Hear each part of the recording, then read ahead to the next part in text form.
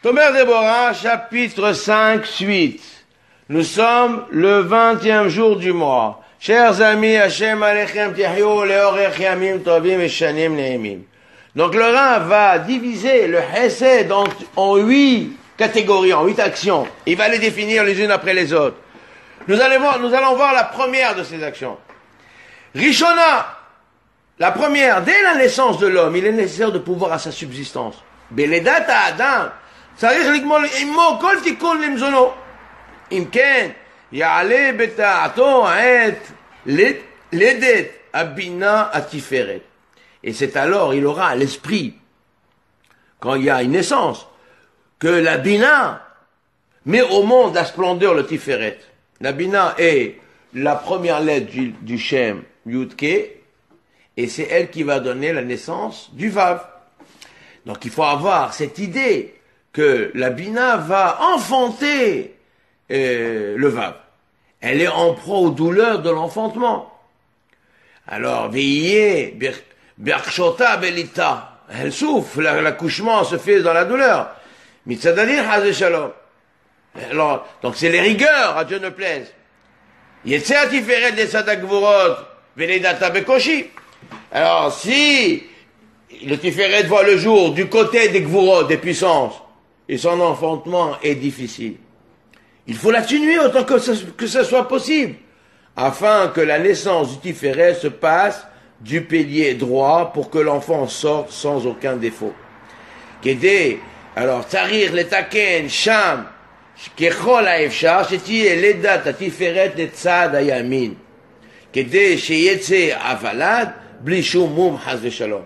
Comme nous disons, tu sors à la lumière notre jugement. Kédé Amrinan, Vetotsi la Kaor, la Or, Mishpatenu, Kadosh. Tu sors notre jugement à la lumière. Daïno, Sheotsi a Tiferet Mishpat Litzad Aor, chez Wayamin. De sorte que le Tiferet, il fasse, qui est notre jugement, émerge de la lumière qui est à droite. Mitzad Yamin, Vetir Kadosh Venivdal Mina Geburot, il soit saint, détaché, saint ça veut dire détaché des puissances. Et par cela, il s'inclut dans la bonté. De par l'intention de ces actes de l'y attacher constamment. Si l'homme a la kavana de s'attacher constamment au chesed, alors c'est comme ça que ça se passe. V'yeh kadosh v'nivdal min ha'gvura, u'bazeh nichlal heyoto mechavem b'ma'asav, lekasherot tamid b'chesed, u'l'otzi min ha'bina b'tzad ha'chesed, et faire sortir de la bina la partie essentielle qui est le chesed, qui est la droite.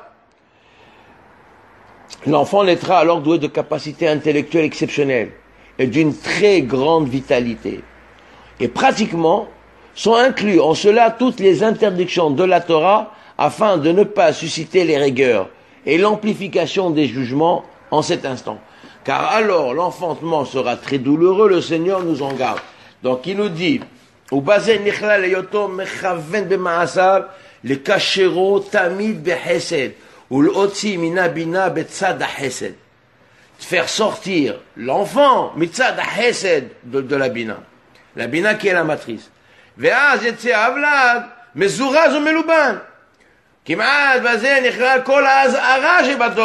ça c'est toutes les azharot, toutes les interdictions qui sont dans la Torah sont incluses là-dedans. Chaque fois qu'on transgresse quelque chose, on réveille les gvurot. Donc quelqu'un, une femme enceinte, le mari, pendant toute cette période-là, doit faire très attention de la manière dont il va pratiquer sa relation vis-à-vis de sa femme, vis-à-vis de l'enfant qui va naître, avec Doucha et Tahara, faire attention les moindres détails de ne pas, chas v'shalom, soulever les rigueurs. Explication. Nous avons déjà vu que la bina et la mère, la matrice, qui ont naissance, au Zeiranpin, au petit visage, qui est le Vav du Shem. C'est ce qu'on appelle le Tiferet. La fécondation, l'ovulation, la gestation, le développement de l'embryon pendant 9 mois, la naissance, la période de l'allaitement sont toutes les étapes qui correspondent à la réalité spirituelle des mondes du haut. Comme l'explique Rabbeinu Ahari dans Etz Haïm. Donc toutes ces notions-là sont des actions spirituelles en fait. Ainsi, les choses de ce monde, de ce bas monde, se lient, sont vraiment à l'identique, à l'image et structure des sphirotes. Il convient donc, en ce bas monde, de lier les actes physiques à leurs racines, afin de leur donner la valeur qu'ils méritent. La sphira de Chokhmah, c'est le Père qui donne la goutte de semence, qui s'unit à la Bina, c'est la mère. Il lui donne la goutte de semence qui la féconde. La Chokhmah est symbolisée par la lettre du Yod, du nom de Dieu. Elle contient en elle le potentiel de la Bina, qui est le He, qui par la fécondation prend et grandit la goutte. Elle devient elle-même, elle grandit, elle était petite, elle grandit, elle devient une matrice qui donne la vie. Le Yod, quand il est prononcé, il se développe, il écrit Yod, une lettre Yod. Quand on le prononce, on lui ajoute 2 lettres, Vav, Dalet. Les 2 lettres rajoutées, le Vav et le Dalet, donnent le He. Quand vous prenez Vav et le Dalet, ça fait un Dalet, c'est la partie droite du He, et le Vav, c'est le petit bâton, le pied. Donc, et le Vav lui-même, c'est le Tiferet. Donc le He symbolise la matrice, mais dans la matrice, il y a l'enfant qui se développe, c'est le Vav. C'est le Vav qui va naître plus tard. Donc le Dalet lui-même, c'est quoi? C'est le Dalet, il devient le He à la fin, le dernier He. Il n'a rien de lui-même. C'est le Dalet de David Améler, c'est la Shekhina.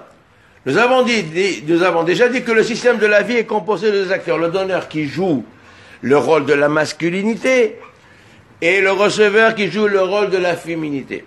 L'enfant qui vient au monde est dans le rôle de celui qui n'a rien, il attend tout des autres, il reçoit afin de grandir. Quand il arrive à maturité, il doit à son tour passer de celui de receveur à celui de donneur. Il change d'état. Le verset dit à son sujet, nous avons répété cela à plusieurs reprises, c'est pourquoi c'est pourquoi l'homme abandonne son père et sa mère, il s'unit à sa femme. Et ils deviendront une seule chair. Le terme abandonne nécessite un éclaircissement. En effet, il signifie que l'enfant quitte la situation antérieure pour passer dans une autre situation, celui de donneur. La mère qui s'occupe de son enfant et qui pourvoit à ses moindres besoins agit comme la Bina, qui déverse ses énergies de bonté et d'amour qui font que l'enfant deviendra adulte. La naissance elle-même agit comme un filtre qui sépare les bontés des rigueurs. Quand l'accouchement se passe sans douleur ni complication, les bontés ont pris le dessus et repoussent les rigueurs qui ne viendront qu'en second. Après, c'est le sang qui coule. Après que l'enfant est sorti, alors il y a le reste de la poche qui sort, et c'est la touma. Il faut tout faire pour que l'accouchement se déroule par les puissances de bonté. En développant pendant la grossesse les actes de Hesed envers la mère et en multipliant les prières. En fait, tout cela est lié à l'acte de conception qui doit être un acte d'amour et de sainteté, propre de toute rigueur, afin que les bontés se développent sainement. Le Tiferet doit naître sans défaut, sans que les rigueurs s'en saisissent. Il doit être saint, c'est-à-dire détaché des liens de la rigueur qui le tireraient vers la matérialité et les plaisirs illusoires de ce monde.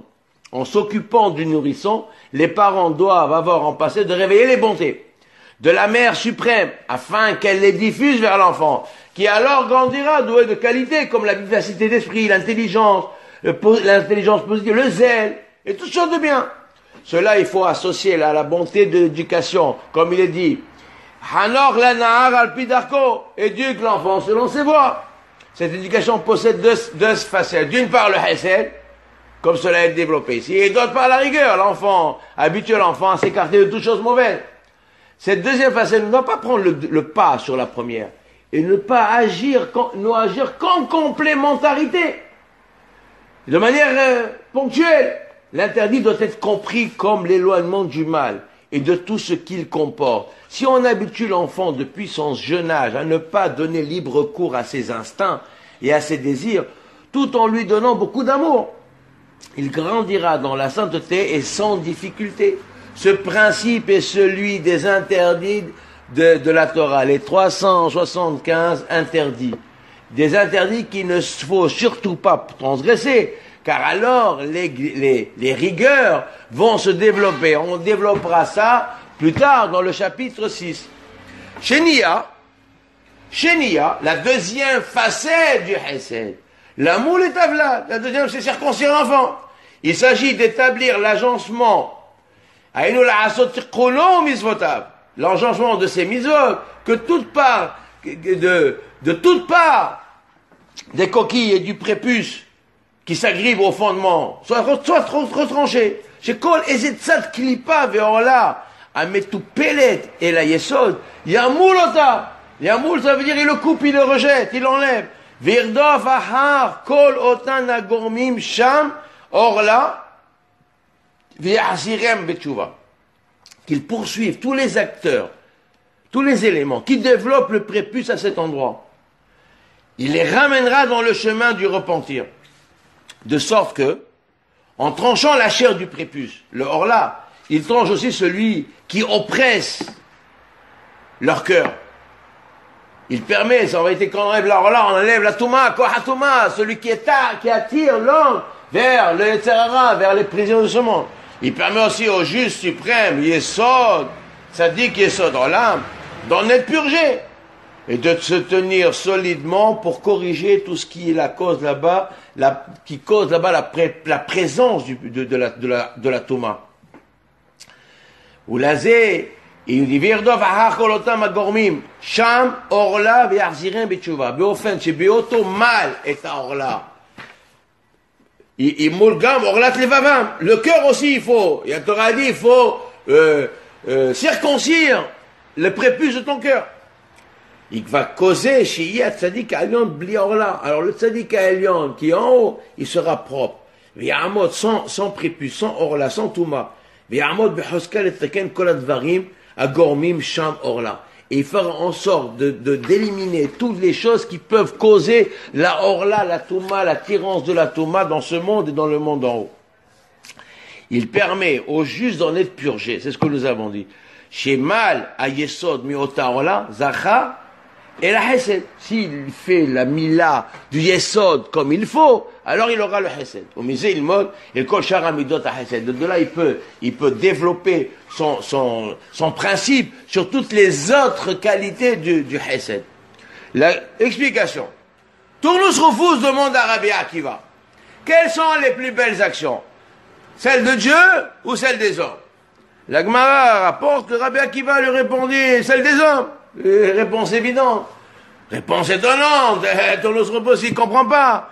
Il dit comment? L'homme, il fait mieux que Dieu? Alors, en effet, Rabbi Akiva, il place devant Tournus Rufus, il lui dit à son élève, apporte du blé et apporte un pain.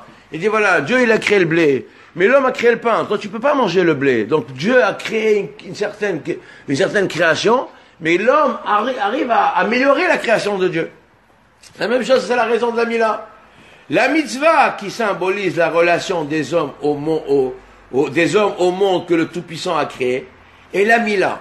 Hachem a créé un monde volontairement imparfait pour que les hommes le mènent à cette perfection. Cela passe par l'élimination des forces négatives qui enferment et étouffent les énergies positives. L'élimination de ce qui n'est pas maîtrisable, puis le contrôle et la transformation de ce qui peut l'être. C'est la notion dans l'action de Mila, nous faisons deux actions. Nous coupons une partie de peau qui est éliminée et nous retroussons l'autre partie pour dévoiler ce qu'on appelle Mila ou Priya. On repousse la chair qui reste pour dévoiler correctement le gland. Et dans la vision d'Ézéchiel, il y a marqué là-bas qu'Ézéchiel, il a vu Ruach Se'ara, Ba Minat Safon, Anan Gadol, Ve'esh Mitlakahat. Il a vu trois visions. Il a vu le vent terrible qui venait du nord, le brouillard, un gros brouillard et un feu qui était pris. Ça, c'est les trois, c'est les trois clipotes terribles qu'il ne faut pas s'occuper d'eux, il faut les éliminer. Et la troisième, c'est Nogalo, ça vivait. Il y avait un rayonnement qui était autour. Ce rayonnement-là, c'est Kilpat Noga. Cette Kilpat Noga, elle a deux facettes. Elle a une partie qu'il faut couper, qu'il faut éliminer, une partie qu'il faut la rendre bonne. Et quand on retrousse la priya, alors on récupère la partie positive. Il y a une partie à récupérer. D'accord? C'est ce que nous avons expliqué. Donc c'est le principe de la mitzvah de Mila. Et on enlève les écorces qui n'ont pas, on ne peut pas s'occuper d'eux. C'est en cela que Pinchas, nous dit le Rav, que en Pinchas, quand il a tranché le prépuce des enfants d'Israël, il a hérité la prêtrise. Quand Israël sera amené à fauter avec les filles de Midian dans le désert de Shittim, cela tient de la folie et de l'irréel. Comment un prince de la tribu de Shimon peut-il tomber dans la débauche? C'est Pélé. Alors qu'est-ce qui s'est passé? C'est Pinchas, c'est bien, il va couper le prépuce. Couper le prépuce, ça veut dire couper, détacher tout ce qui relie l'homme à la faute et à la matérialité. Et c'est ça que Pinchas va faire. Alors maintenant la question qui se pose, comment est-ce possible, Béhémet, que un prince de la tribu de Shimon, il tombe dans une action tellement catastrophique de débauche totale? Est-ce que c'est concevable une chose pareille? Alors nous disons, Rab Chaim Vital, il a un sefer dans une lettre, il explique dans une de ses lettres que en vérité que c'est des choses beaucoup plus compliquées que ça. Ce n'est pas juste il a couru après une femme, etc. Des choses vraiment amokim. Mais la force de Touma, elle était présente. Donc là-bas, il explique que ce n'est pas le lieu ici de rallonger, c'est trop long à raconter. L'action de Pinchas, en fait, quand il tue Zimri ben Salou et Kozvi, d'accord, elle ressemble, l'action du Pinchas est identique à celle de la Mila, celle de couper, de trancher la orla qui émane du venin du serpent. Et de suite, cela aura pour conséquence immédiate que les flux de bonté, de miséricorde, se déversent sur Israël. Ça, c'est le principe immédiat du résultat de ce que Pinchas a agi. Et pourquoi va-t-il obtenir la fonction de Kohen? Alors, tout de suite, il va obtenir la fonction des Kohanim. Parce que elle est du même ordre. Et la fonction des Kohanim est de cet ordre, agir sur les rigueurs, les maîtriser, et les réduire de sorte que les bontés se développent dans l'harmonie et la concorde et la sérénité règne dans la société. C'est le shalom qui est octroyé à Pinchas. La perfection. La sphirate de Yesod est qualifiée de shalom. Elle est dans son rôle, celui qui permet à chacun de s'exprimer en harmonie totale avec l'ensemble. C'est le chef d'orchestre qui dirige l'ensemble et qui donne à chacun l'occasion de jouer sa partition pour la réussite et le plaisir de tous. C'est la parfaite harmonie, le shalom. C'est l'essence de shalom. Shalom, ça ne veut pas dire la paix, ça veut dire l'harmonie. Fin de cette partie-là, nous continuerons la troisième partie.